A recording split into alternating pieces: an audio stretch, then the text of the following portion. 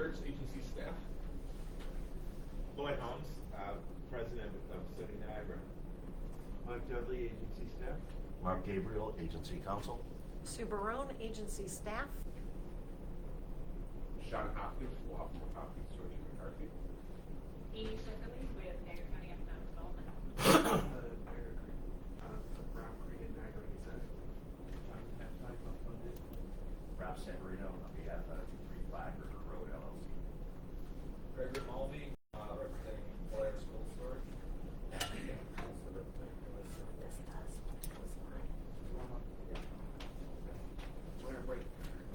Just going to bring the mask down. We have in this room our 8th president of Niagara County Community College, known as City Niagara now, but still with a lot of old people like me, it's community college is community college. Dr. Holmes came to us and, with a lot of initiatives that our college did need. And the fortification of some of our programs that were kind of weak. He's got a tremendous amount of energy. One of the things he believes in and believes in strongly is to meet the community. Whether it's a civic group, a military group, a service organization, the IDA here, our leadership in government and appointed government, Dr. Holmes is here. I'm sure he's going to make his impact on community college. We can see it right now. And like I said, you're the 8th. We hope that we had you here a long time to rectify some of the weaknesses we have at the present time. Dr. Holmes, would you like to say a couple words? Thank you all so much and thank you, Trustee Ross, for giving me an opportunity to meet all of you.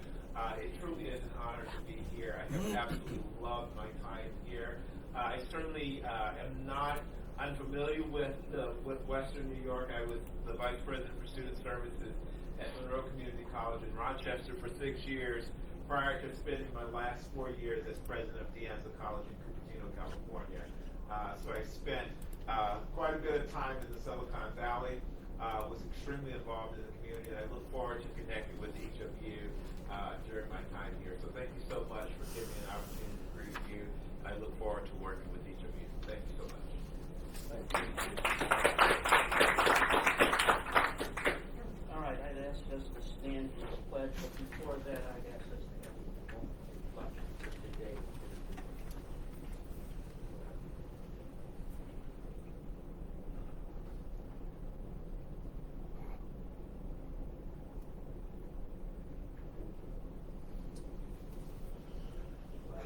Pledge allegiance to the flag of the United States of America and to the republic for which it stands, one nation, under God, indivisible, with liberty and justice for all. And if I could have another minute, this is a special day, Patriots Day. And in this room, at this table, we had a gentleman that went through that in the Pentagon at that time. And that plane didn't miss his office by much.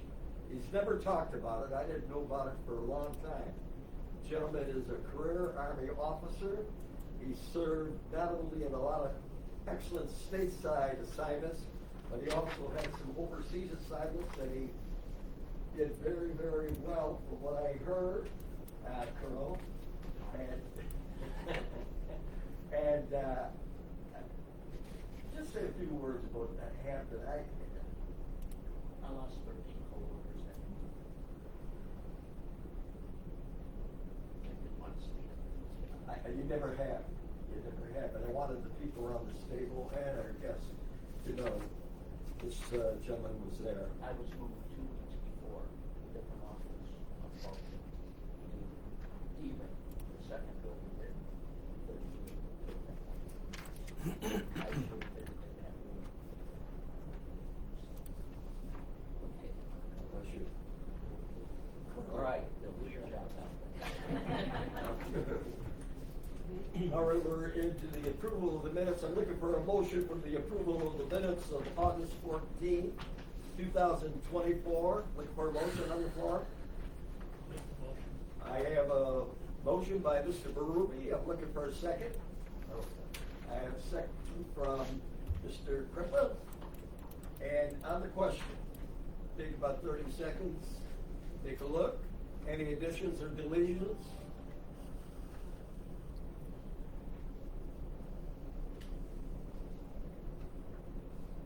All in favor?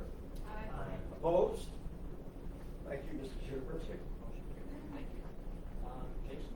Finance now? Earlier this morning, the Finance and Audit Committee met, and in your packet, you'll see our agency payables, which we found to be in order. Can I get a motion to approve our agency payables as presented for the month of August, I should say? And a second, I will second. All those in favor? Any opposed?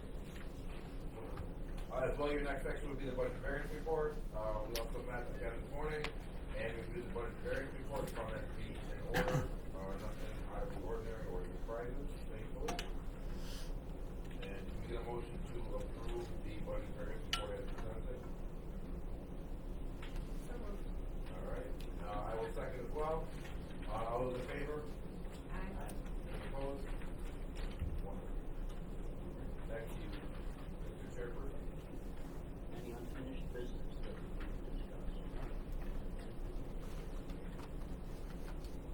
If you don't mind at this point, before we get to new business, we have two projects that have contacted us after the agenda went out. Both of those projects would have their standing inducements run out in between our two meetings.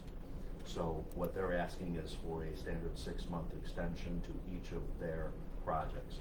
I'll handle each one individually, but unlike our normal action, I first have to ask for a motion to make it a late item that requires a vote to add it to the agenda. And upon that passing of that motion, then we would bring the motion for the 6-month extension. So the first one would be Peak Development. Peak Development is moving forward. They're having issues with their financing for the project still. They are moving forward from what I understand. They anticipate this will be the last request for a 6-month extension. Therefore, at this time, we're going to ask for a motion to add a Peak Development to this agenda for purposes of a 6-month inducement extension. I'll need a motion. Make a motion that we have. Second. All in favor? Aye. Any opposed? Okay, no need for a voice vote on that. This would require a voice vote. So at this time, we're going to ask for a motion to approve a 6-month extension for Peak Development, 6-month extension to their inducement for Peak Development, which would bring them through March 22nd, 2025. Quick question, is this the initial request for extension? This is For them? the I don't- second and usually our last one. Okay, all right. Any other questions or comments? I need a motion. Mr. Crumpler? Mr. Massey? I'll second. All in favor? Aye. Any opposed? Any roll call vote, please? William Ross. Yes. Jason Kruppa. Clifford Scott. Yes. Mark Ruby. Yes. Ryan Mahoney. Yes. Ann McCaffrey. Yes. David Massey. Yes. Mark Onesi. Yes. Thank you. And the final one is the NIASET Corporation. NIASET is an ongoing project. Received a request for a 6-month extension, again, outside the agenda going out. We will follow the approvals were on the same day for both of those projects, so we're gonna follow the same process. That process first would be a motion to add the NIASET Corporation 6-month inducement extension to today's agenda. If I could have a motion for that. Rocco, second. Second. Mr. Massey, all in favor? Aye. Any opposed? Motion carries. Now being added, we're now looking for a motion to approve a 6-month inducement extension through March 22nd, 2025 for the NIASET Corporation ongoing project with us. And then just like the last one, this will be the second.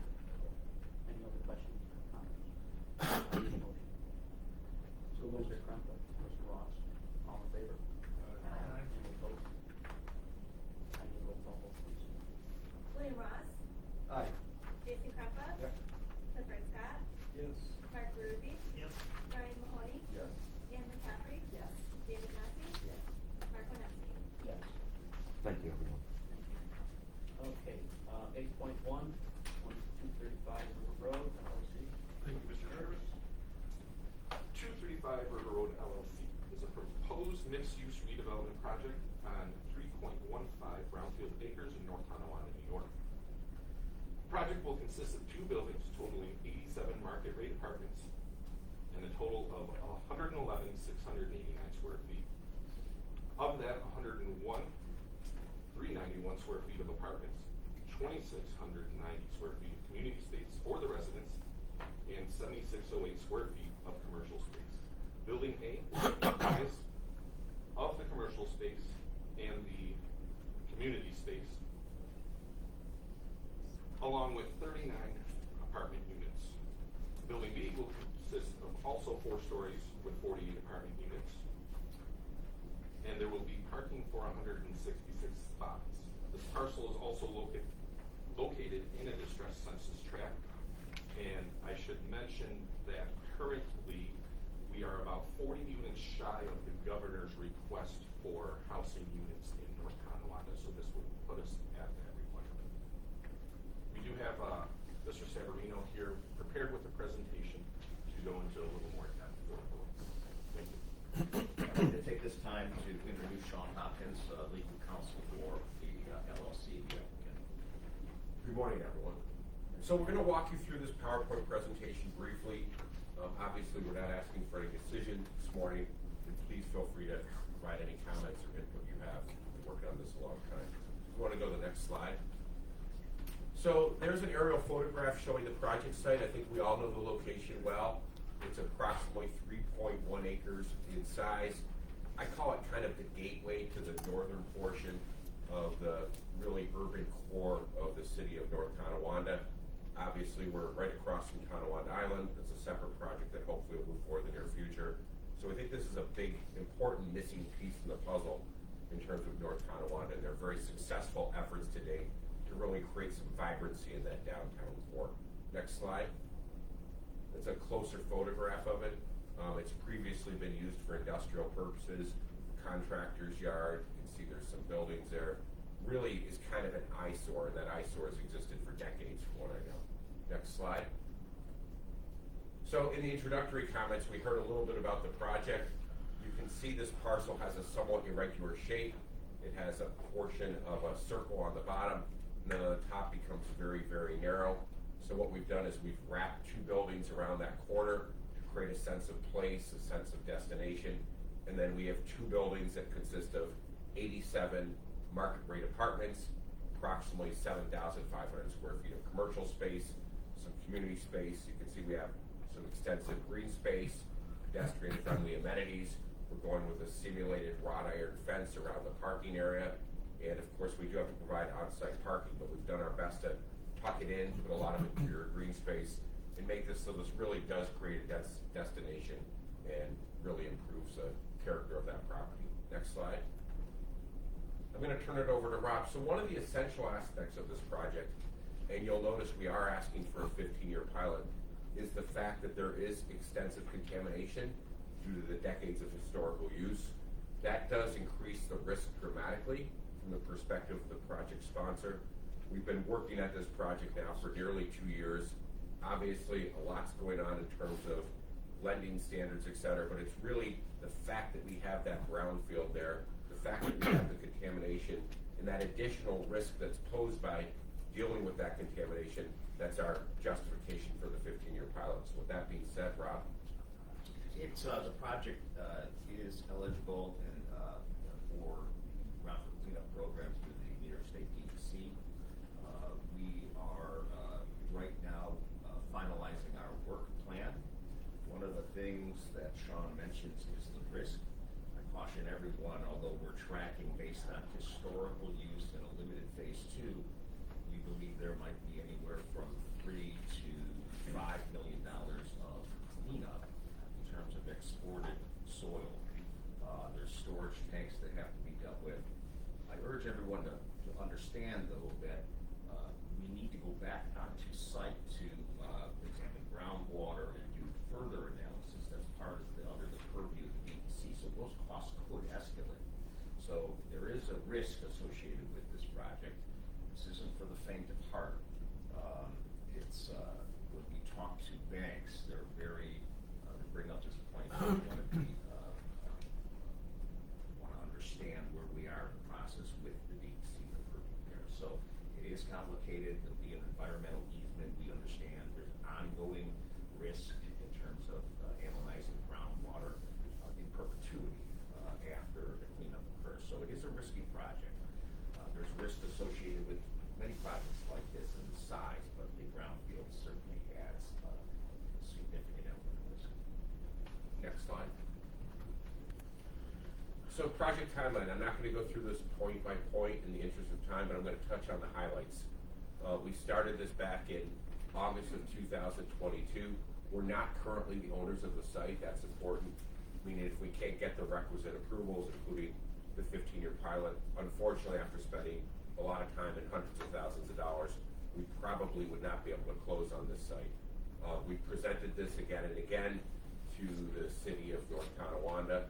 Ultimately, as Mr. Savarino indicated, the brownfield is the most important component. It is important to note that initially on January 8th of this year, the Planning Commission did issue a negative declaration pursuant to the State Environmental Quality Review Act. And then secondly, the project was also reviewed by the Niagara County Planning Board in this room, very same room, December 18th of last year, and by unanimous vote, they recommended approval by the city. Next slide.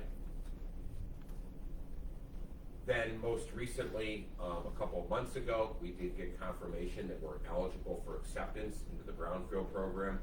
We've not submitted our acceptance package yet back to them for two reasons. Number one, there's some historical easements pertaining to DOT rights that we're dealing with. And then secondly, of course, before we submit that application back, or the actual signed application back and the $50,000 fee that goes along with it, we want to make sure that we're okay with this board that plays an important role in this project. We did present an amended site plan to the Planning Commission a couple of days ago on Monday evening, and they once again issued an amended negative declaration. So from the perspective of consideration of potential environmental impacts, that coordinated environmental review process has concluded. Next slide. So public benefits, we talked about this and it was talked about in the introductory comments. Really the biggest public benefit is cleaning up this contaminated site. The contamination has existed there for decades. We're making a major private investment in the disadvantaged community. Again, we fall within a distressed census tract. We're proposing a mixed-use redevelopment project that we really do think will create a sense of vibrancy and be consistent with the goals that have been established for planning by the city of North Tonawanda. We're focusing on pedestrian accessibility, and again, filling in that gap. This really is the northern gateway to the urban core of the city of North Tonawanda, and will fulfill the objective of filling that particular very important parcel in. Next slide. We're going to show you some images real quick. One of the important aspects of this also from the perspective of this board is this property was subject to review by the city's Historic Preservation Commission, which means they had oversight over architecture. So we have enhanced the architecture, the materials, the appearance of this building based on their input. All very good changes, and we appreciate their input, but of course it comes at an increased cost. So if you just follow along, I'm not going to touch on exactly the views, but we're going to show you the views from those various vantage points, 1 through 6. Next slide. So that's one. Looking back, you can see a lot of transparency, high quality materials on all 4 floors.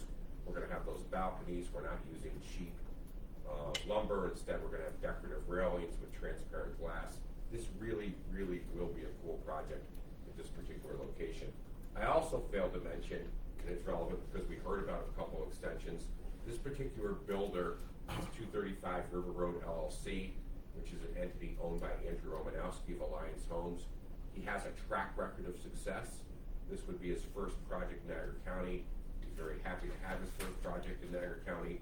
But for example, in Erie County, he's completed many, many projects successfully, including multifamily, commercial, and he's a reputable single-family home builder.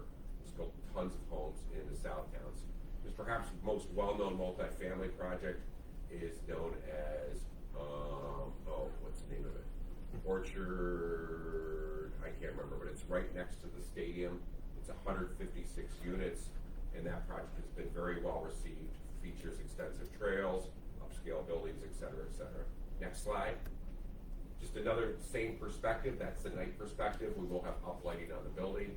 Next slide. Just looking back, that's looking back from the other direction, south to north. You can see that pedestrian-friendly area. Next slide. That's looking from the side street. Next slide. That's looking at the pedestrian-friendly area. Next slide. And I think that's it. Next slide.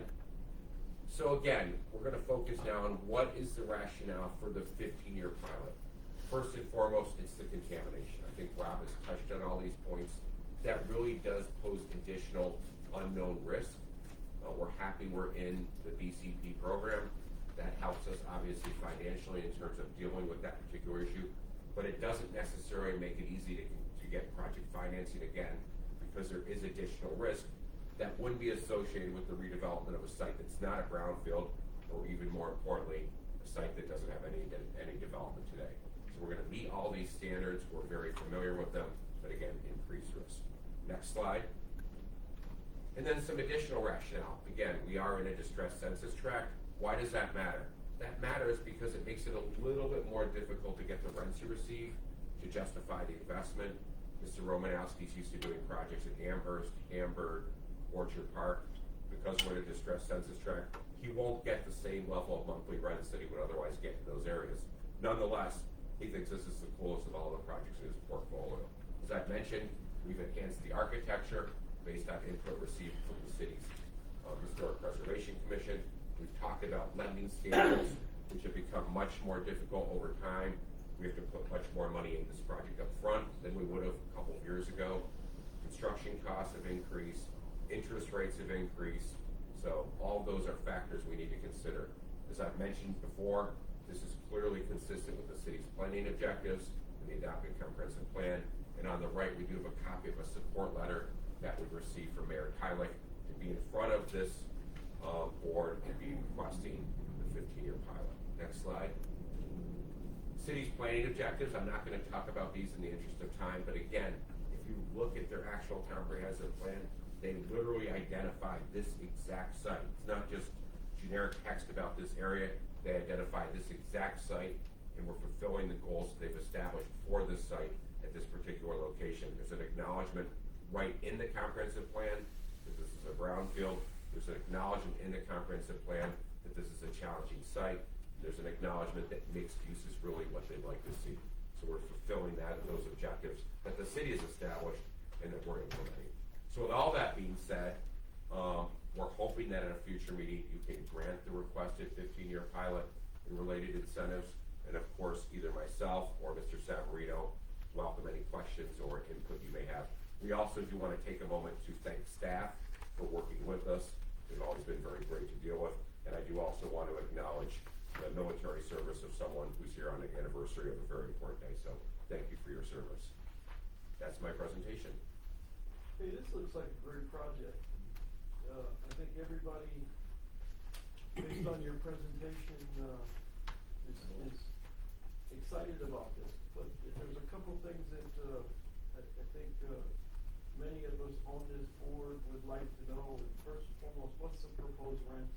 Rob, do we know exactly what the rents, what we're thinking yet? We do, approximately $170 a foot. So if you're in a 2-bedroom, you're $1,600 along that range, $1,700. These units are a little bit oversized, so oversized meaning they're ample size for the market. Understand. You guys have not, you said you have not gotten control of the site, correct? So we have it under contract and we can close at any time. We didn't want to close for two reasons. There's some easements that we got to work through with DOT in Albany. I've worked through those same issues before. It just takes time. And then secondly, until we know we can make this project financially feasible. But we will be closing subject to those requirements. Just two other questions for me. Do you have any other public subsidy that you're applying for? Not other than the Brownfield program, no. We did apply, Rob, what was the other one we did apply for? We applied for Restore New York. But we did get in. The first time. Yes, we don't have Restore Niagara as a subsidy. And the last thing is, and that's equally as important, is you've gotten community feedback relative to the support for the project. You've done that market study. Yeah, number one, we've had tremendous community feedback, and yes, we've done our own marketing analysis and believe we can make this project work, subject to your approval. Any questions? Thank you.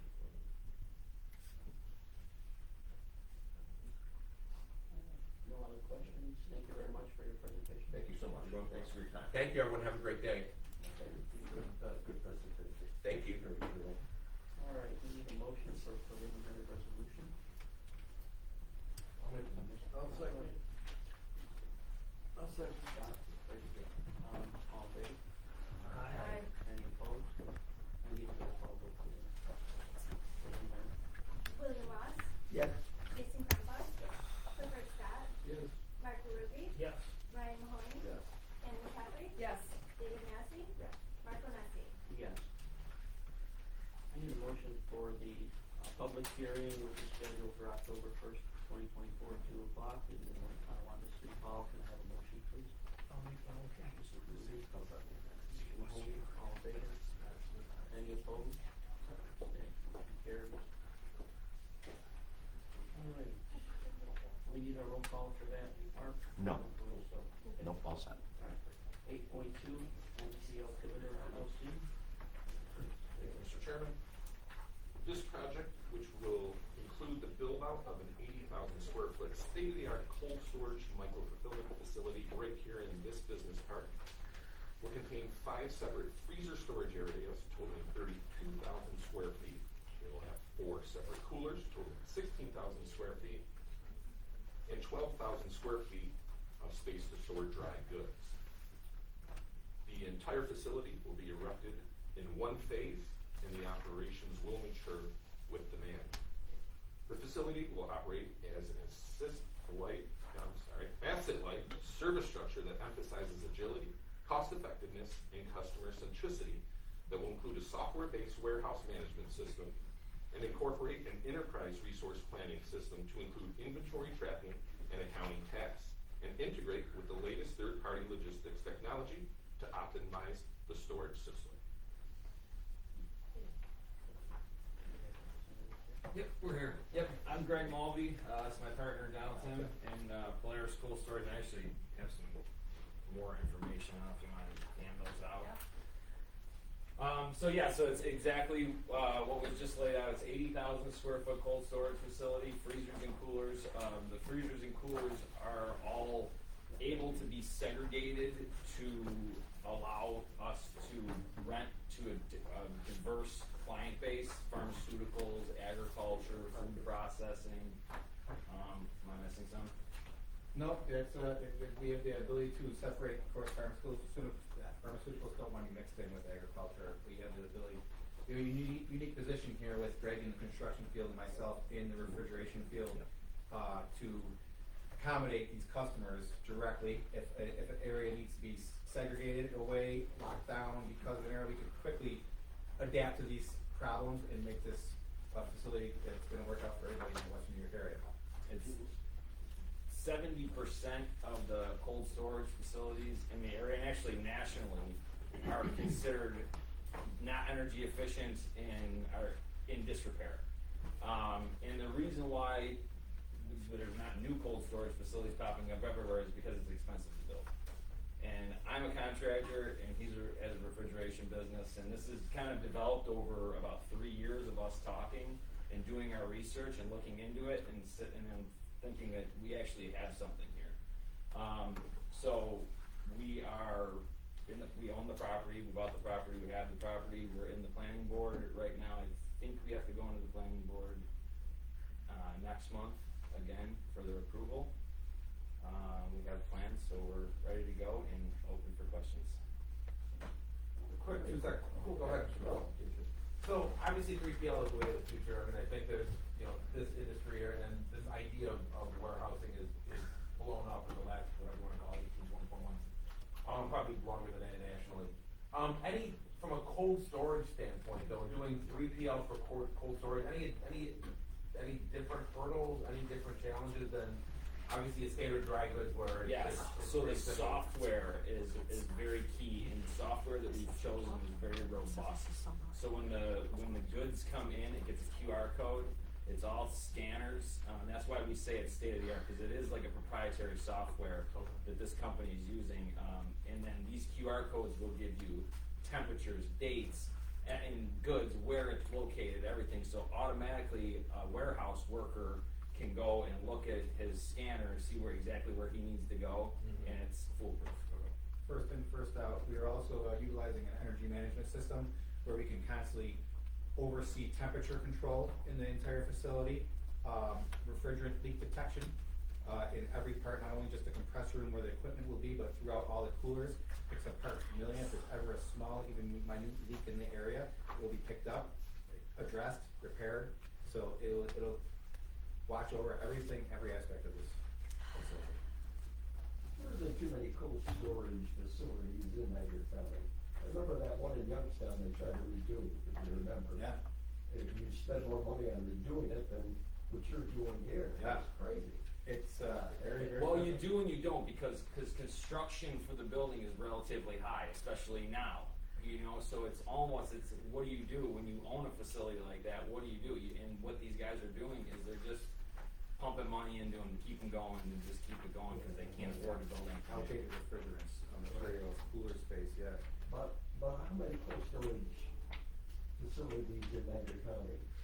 The fibers in a couple of fibers? Yeah, there's There are 4 or 5. all have one. Medina Cold Storage, Yeah. and there's a few larger ones, but there's a lot of 40-plus-year-old facilities that are honestly like spray foam buildings. that are- New ones. Congratulations. I think you got a great location. And all So do the we. bias. Honestly, so do we, and that's why we, to be completely honest with you, we overpaid for that property. We wanted that property because of its location. We were stunned to hear of the 40% of the binational rate of people between U.S. and Canada within a 10-hour drive from this Wheatfield area. So 10-hour trucking, you get into trucking and all the 8 hours trucking, people have to rest. Like, there's gotta be a place for this cold storage, for people to link up, drop off, go to another position and move around Western New York area or even further. The egress, something's good, hey, close. Yes. For the country. Do you have some companies in mind already that would want to be utilizing it, or? We do, Yeah. yes. So, we're gonna be sharing a parking lot with Pizza Logs right next door. So, I built that building, I'm sure some of you maybe know that or not. So I'm friends with him and they've expressed their interest. I'm also talking to McDonald's Corporation right now, I have a relationship with them. And I'm working on Armada Logistics, which does all the supply chain for McDonald's globally. So, if I get that one, we might have to buy another building around here somewhere. More land. More land, we need more land. Any other questions? That's perfect.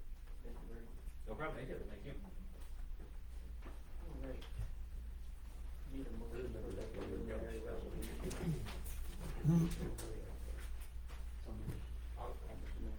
All in favor? Aye. So I'm gonna roll call vote for the preliminary. William Ross. Yes. Jason Papa. Clifford Scott. Yes. Mark Rudy. Yes. Ryan Mahoney. Jen McCaffrey. Yes. David Massey. Mark Bonacci. The public hearing is scheduled for September 30th at 2 p.m. in the Niagara County IDA boardroom, and I need a motion for that. So moved. Mr. Watts. Mr. Crumple, all in favor? Aye. Any opposed? Motion carries. Thank you. Agency conflicts? Nothing yet, thank you. Nothing. Any information items anybody wants to share? All right. The next meeting is October 9th, right here at 9 o'clock, and I need a motion to. You wanted to live really bad. I'll make a motion. I know you Only, say really all in bad. favor?